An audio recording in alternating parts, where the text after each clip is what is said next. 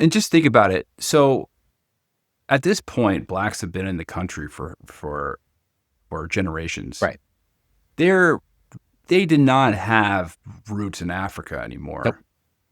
It wasn't like new slaves were coming abroad because slavery, like the importation of slaves had already Slave trade stopped. is over, right? Mm-hmm. So it's not like people are coming speaking some African languages and, there was like a continuation of tradition from those African tribes. Now they spoke English. Like that connection, yeah, they spoke English.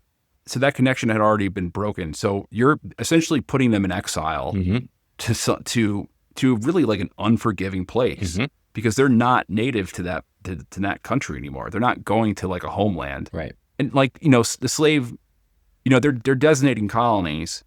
We'll go over the colonies. They're in Central America, they're in the Caribbean, and then they're in Africa. They're designating these colonies, but these are places that are dangerous.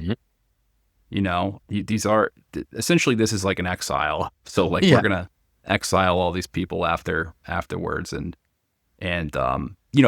black people. I think most of their roots come from Western Africa, like American blacks, at least like the slave trade. So I think like Nigeria, what you would consider like the Ivory Coast, Ghana. I think that's where most of the slave trade came from. Yeah. Of course, there was slave trade on the eastern part of Africa as well, but the majority of the slave trade that came to America was on the west of Africa. Right.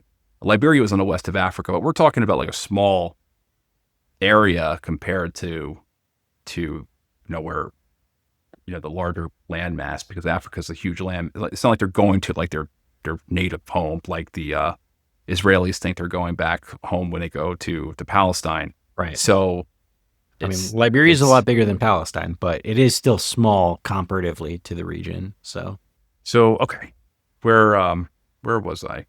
So he, despite all this criticism, he stays committed to the project. When he issued the preliminary Emancipation Proclamation on September 22nd, he included a clause about colonization. The proclamation said that the government would encourage freed slaves to emigrate with their consent. And as Lincoln finalized the Emancipation Proclamation, he was still arranging colonization deals behind the scene. Mm-hmm. But when the final version was issued in the beginning of 1863, it left out any reference to compensation or colonization. It only declared, like as most people probably know, it only declared that slaves in rebel states were forever freed. Right. And it invited them to join the Union Army. And of course, there was like a military component to that because he wanted the slaves to revolt in the South. Right. This is the part where I like, admittedly, I don't really know a ton, and I'm hoping that you can like kind of plug the gap a little bit. So I know most of the story up until this point, but the part that I don't really understand is the transition for when Lincoln just decides to start like dropping the colonization idea. Like how do you get to that part? That's the part that I don't really understand. Yeah. So, I think that's still something that historians debate. So, why he removed the colonization clause from the final draft. So there's John Hope Franklin. He believes that essentially he writes that colonization and compensation was impractical during wartime. Just cost too much Lincoln money. May have, yeah, especially during the war. Mm-hmm. Like, how are you going to go on this project when you're fighting a war when you can actually use that labor and use those military-aged men to fight? Mm-hmm. Lincoln may have realized that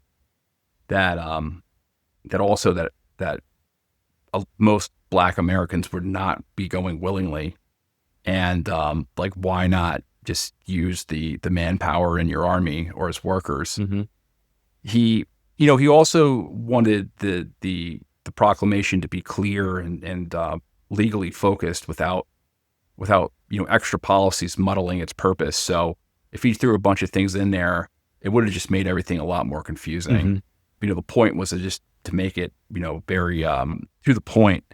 And still, dropping colonization from the text didn't mean that Lincoln had given up on the idea, because he signed a colonization contract just really just an hour, and I'm not saying this in exaggeration, an hour before signing the proclamation, he had signed one of the colonization contracts.